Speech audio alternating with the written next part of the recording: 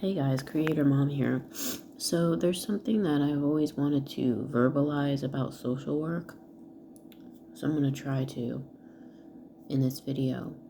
And I had forgot for a while why I did not pursue a master's in social work earlier in my life. Because I did get a bachelor's undergrad psychology. And I never pursued a master's. I never pursued higher education. And it wasn't because I was lazy or anything, but it was because I was hesitant. I felt something. I felt that, not fear, but I felt hesitancy about the system. I felt hesitancy about becoming a professional because of the rigidness, I think, in these systems, that could be in these systems. But I mean, okay, so like you see like these doctors, from what happened with COVID, right? There's no room in these systems for other thought, or it's very difficult, so, but like Dr. Kaufman, Dr. Andrew Kaufman, like, he's still a doctor, right? But like if you're practicing another thought, another theory, you might get your license taken away, get your license revoked, right?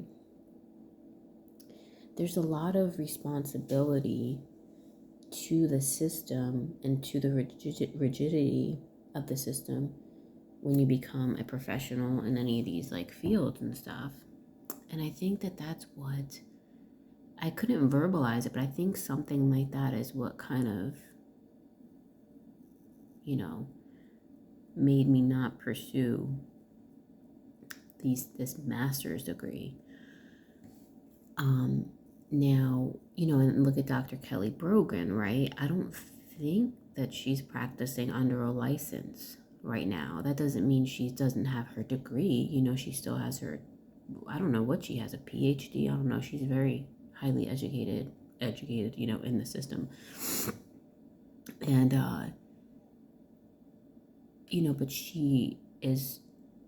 but what she's doing is still awesome. Like, she's using, I don't know how, she's built, I think, a good foundation for herself to be able to spring off and do her own thing, create her own niche within the, healing yourself, healing your soul, healing your mind world. I think another thing that stopped me from going for a master's in like social work. Well, I didn't like the name social work anyway. I don't know, it has a real like negative connotation. But is the responsibility that you have over people or something. Like, you're made to feel like you're responsible for people, for adults.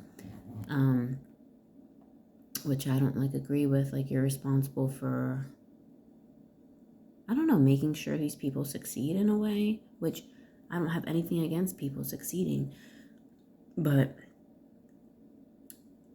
a lot of it, and which now this bleeds into the next reason, is that social work is a matter of the heart, of the human heart,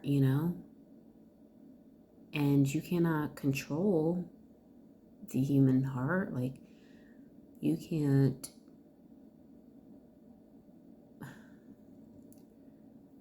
I shouldn't be responsible over another adult person, you know what I'm saying, to make sure they live their life correctly.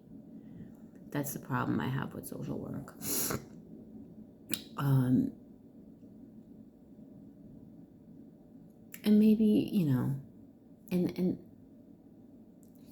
there's still other things to do in social work, You can work administratively in social work. You don't have to be a therapist or work too closely with people. You could do freaking grant writing.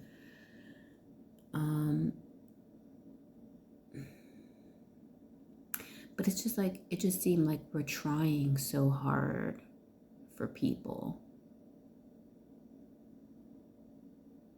But, you know, is that the problem?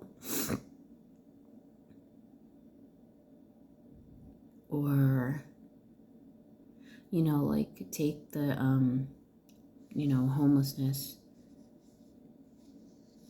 on Skid Row or whatever. Like, there's so much homelessness. Well, is that, okay, you could say, yeah, like California is ridiculous. It's too, who can live there? It's too expensive.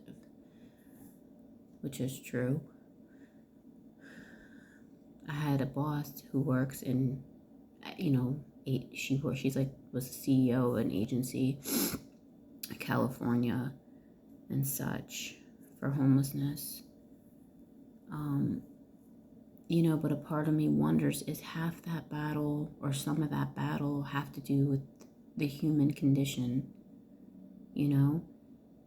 If nothing changes in here, then can you provide all the housing in the world? And you know what I mean? Are all the services in the world, would it make a difference? But yeah, sure, it does make a difference, doesn't it? Like, it does. I feel like I'm a personal example for myself. I used services and it made a difference in my life. But some people, some people abuse services, or some people don't want the services, they don't necessarily want to get better or be better. So yeah, it's just a thing that the first step in doing anything with social work, in making society better, starts with the individual person, I think, themselves. And then we can move from there, right? I mean, the thing about mental illness, too, when you work in that field, I think it's totally discouraging.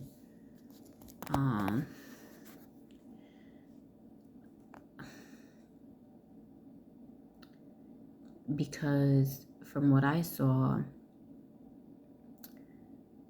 nothing much is able to change in some of these people's lives because they're on such heavy medications. But I mean, if they were off of those medications, would they be any better? Maybe not.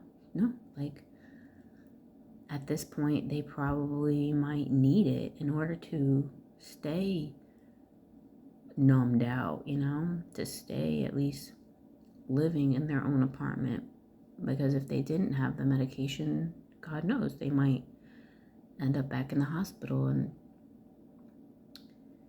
I don't know, I think it's just a frustration of wanting to see people thrive and survive, and then realizing that some people will have to just stay like this, this is it for some.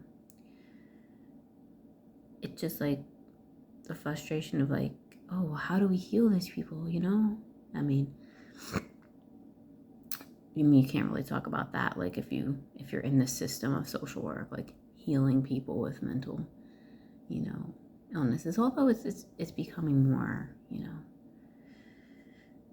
with the yoga and the spirituality and the meditation, they're talking about it a lot more, like, in the system or whatever. But not for nothing, I mean, mental illness is scary. And I don't even think they call it mental illness anymore. They have fancy words to get rid of stigmas. They're all about getting rid of stigmas in the mental health world. It's scary, though. Being around people who, who could be unstable, or who are hearing voices. I mean, hearing voices, like, yo, That's scary. That's scary stuff right now.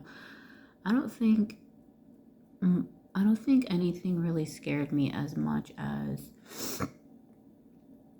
this was a scary thing that I had learned, I think, in college, is that, schizophrenia or hearing voices could, like, you don't have to be born with that. That happens to people in their, in the middle of, like, when they're like 17 or something. So it's like, oh, or in their 20s. I felt like that was always a fear, especially when you're learning about that in college. You're like, oh shit, I don't want that to happen to me, because to lose your mental capacities is, I don't know, to me that's like scary. And you're like, how does that happen? Like, sure, then you could get into like trauma and whatever else. I said all that though to say that the human heart, right? The human soul, the psyche, I'm sure they figured a lot of things out, but I'm sure there's a lot that they have not figured out. It all starts there. And that can be a scary place. Anyways, I just rambled on. And